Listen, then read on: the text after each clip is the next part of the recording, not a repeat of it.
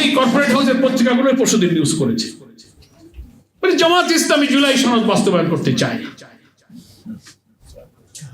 জাতীয় সংসদে বিএনপি জুলাই সনদ বাস্তবায়নের জন্য সংবিধান সংশোধনের প্রস্তাব দিয়ে একটা বিশেষ কমিটি গঠনের প্রস্তাব দিয়েছে। জামাত সেই কমিটিতে নাম দিতে চায়নি, তাহলে জামাত জুলাই সনদ চায়। আমাদের জামাত ইসলামের সম্মানিত আমির এবং লিডার অব দি অপোজিশন পার্লামেন্টে দাঁড়িয়ে তার ব্যাখ্যা দিয়েছেন। বিএনপি 31 দফার প্রথম দফাই ছিল হলো কি? সংবিধান সংস্কার, সংশোধন নয়। গণমাধ্যম কর্মীরা আপনারা সচেতন, 31 দফার কাগজ পড়ে দেখেন। 1 নম্বর দফা, আমরা রাষ্ট্র ক্ষমতায় গেলে সংবিধান সংস্কারের জন্য কমিশন তৈরি করা হবে, কমিশন গঠন করবে। এখন সে কমিশন কোথায় গেছে? আমাদের আমির জামাত বিরোধী দলনেতা বলেছেন, হ্যাঁ আপনারা যদি সংবিধান সংস্কারের কোনো কমিশন গঠনের প্রস্তাব আনতে চান, বিশেষ কারণে আপনারা সংবিধান সংস্কার পরিষদের মিটিং ডাকেননি, এক ভুল তো করেছেন।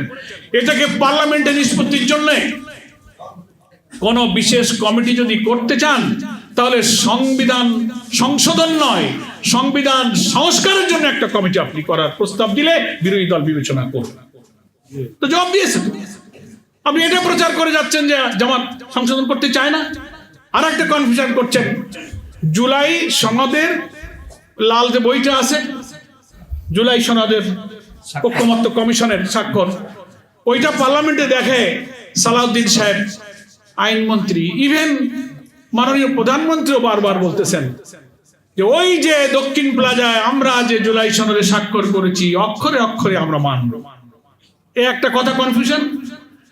এদিকে আমরা 11 দল বা জামাত বা বাংলাদেশের জনগণ বলে 12 ফেব্রুয়ারির গণভোটে 70% মানুষ, প্রায় 5 কোটি ভোট দিয়ে তারা যে জুলাই সনদে হা ভোট দিয়ে ব্যালটের 4টি প্রশ্নের মধ্যে 84টি সংস্কার প্রস্তাব, তার মধ্যে 30টি আইনগত প্রস্তাব, সংবিধান সংস্কার, judiciary, anti corruption commission, public service commission, অনেক সাংবিধানিক পরিবর্তন, একজন প্রধানমন্ত্রী একাধিক পদে থাকতে পারবে না, article 70, caretaker government, chief justice, appellate ডিভিশনের জাস্টিস নিয়োগ, অডিটর জেনারেল, কন্ট্রোলার জেনারেল, তারপরে আপনার উচ্চ কক্ষে ক্রিয়ার পদ্ধতিতে এই 10টা কমপক্ষে ইম্পর্টেন্ট সাংবিধানিক পরিবর্তনের প্রস্তাবে আপনারা নোট অফ ডিসেন্ট দিয়ে রেখেছেন।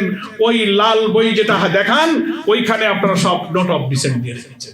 সালাউদ্দিন সাহেবের এই অক্ষরে অক্ষরে মানা, প্রধানমন্ত্রী অক্ষরে অক্ষরে মানার ব্যাখ্যা হলো ওই নোট অফ ডিসেন্টের কমপক্ষে 10-12টা মৌলিক জিনিসকে বাদ দিয়ে যা থাকবে তাই ওনারা সংবিধান সংশোধনের বিল আকারে পার্লামেন্টে আনতে চান। এটা হচ্ছে ওনাদের জুলাই সনদ বাস্তবায়নের শুভঙ্করের ফাঁকির ব্যাখ্যা। আর আমরা কি বলেছি?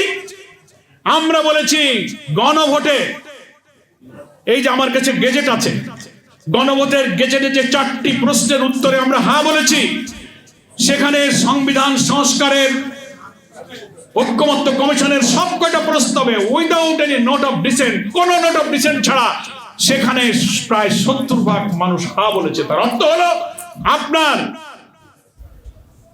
ওই নোট অফ ডিসেন্ট যে দিয়েছেন, ওটা 70% মানুষের ভোটে নোট অফ ডিসেন্ট খারিজ হয়ে গেছে, ওটার আর কোনো মূল্য নাই।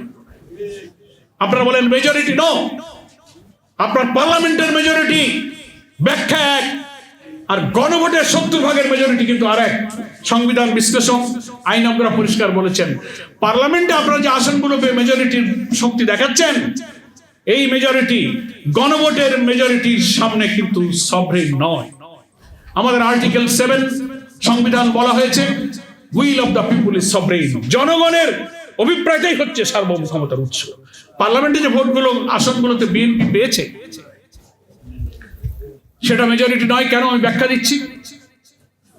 আসনের দিক থেকে বেশি হলেই আপনি পাওয়ারটা সভরেন নয়।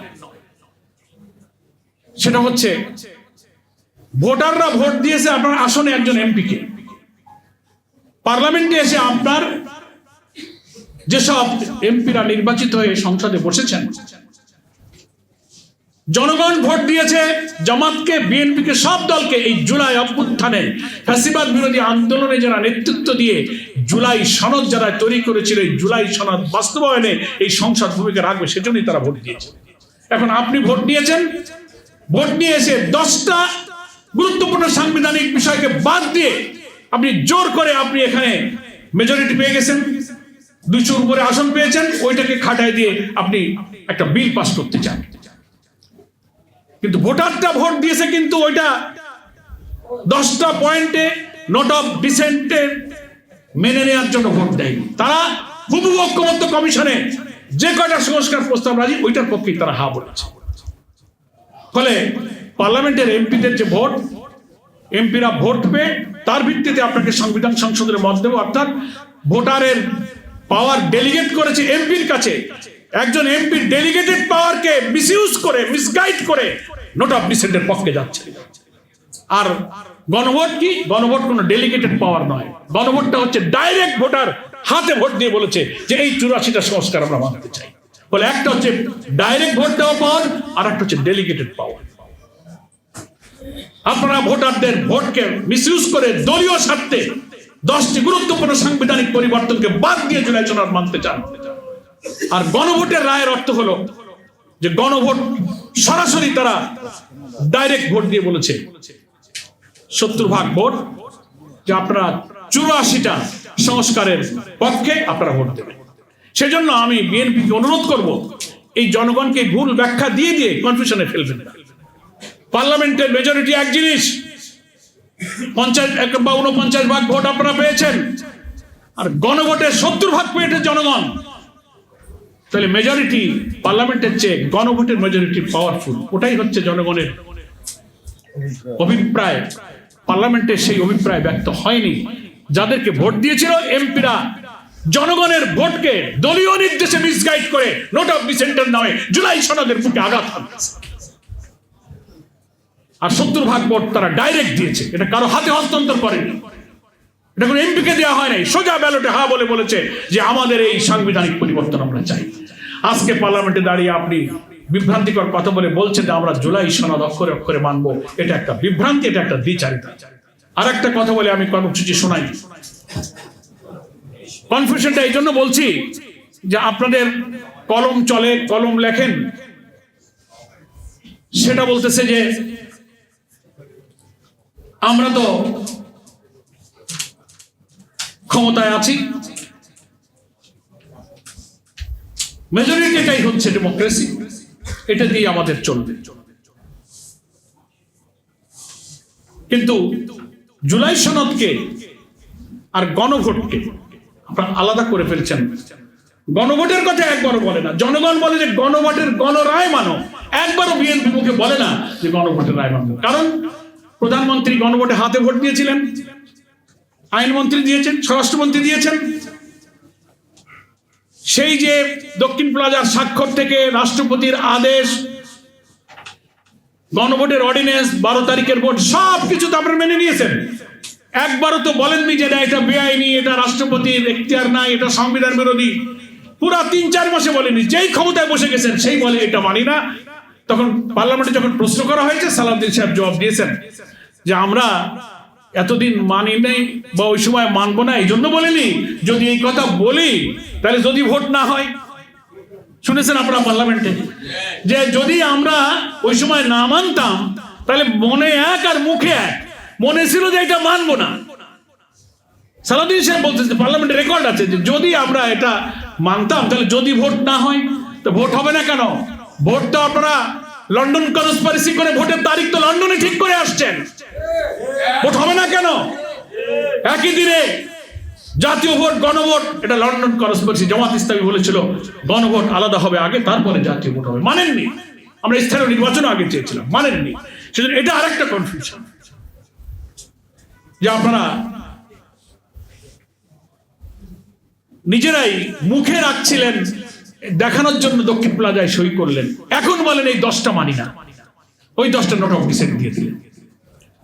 সংসদে যখন এমপিরা প্রশ্ন করলো যে আপনারা এই 4 মাসে কেন বলেননি যে এটা রাষ্ট্রপতির আদেশ অবৈধ, এখন সংবিধানের কথা বলেন কেন? বলে এই জন্য বলিনি যে এটা বললে যদি ভোট না হয়।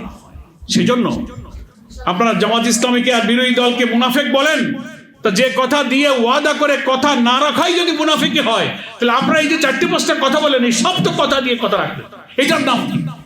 এটা ইমানদারি? যাই হোক, সাংবাদিক বন্ধুদের একটু সময় নিলাম এই কারণে যে বর্তমান রাজনীতিতে এই কনফিউশনগুলো যেন জনগণকে বিভ্রান্ত না করে। আপনারা আপনাদের কলম সৈনিক হিসেবে আপনাদের দায়িত্ব আপনারা নিষ্ঠার সাথে পালন করবেন।